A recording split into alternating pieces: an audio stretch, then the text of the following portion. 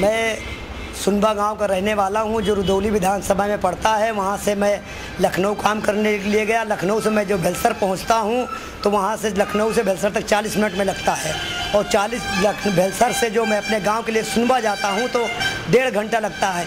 यहीं पे मजबूर होकर मैं सोचा कि हमारे गांव की सड़क ठीक नहीं है। हमारे गांव में जो बीमार पड़ते हैं उनके लोग का इलाज सही समय से नहीं पहुंच पाता, आधे से लोग ज़्यादा ख़त्म हो जाते हैं रास्ते में ही।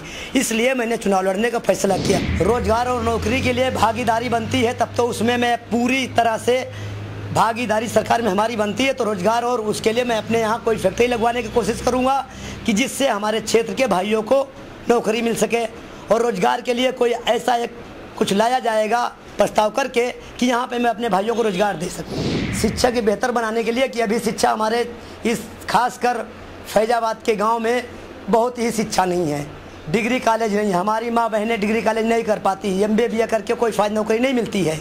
तो डिग्री कॉलेज के लिए मैं हर एक ब्लॉक में एक व्यवस्था करूँगा कि हर एक ब्लॉक में सरकार में भागीदारी होती है तो मैं हर एक ब्लॉक में एक महिला राजकीय डिग्री कॉलेज की व्यवस्था करूंगा।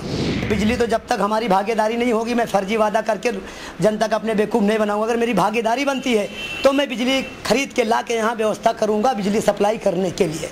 जनता को गुमराह करके वोट नहीं लूँगा कि मैं बिजली दे दूँगा, पानी दे दूँगा, क्योंकि जो गाँव के पोलिंग वगैरह है वो निधि से मैं करवा दूँगा। जो बिजली सप्लाई होती है उसी में से उनको मिलेगी।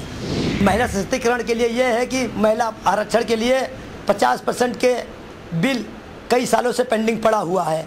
अगर मेरी भागीदारी बनती है, अगर जनता मुझे जीत लाकर भेजती है तो मैं उसका समर्थन करूंगा, जल्दी से जल्दी उस पर दबाव बनाऊंगा कि महिला सशक्तिकरण के लिए जो आरक्षण कई सालों से लटका पड़ा हुआ है 50% का, वो लागू हो जाए। चुनाव जीतने के बाद मैं ऐसा कुछ करूंगा जो संसद अभी तक नहीं कर पाए हैं, क्योंकि सारे संसद निधि बेच लेते हैं।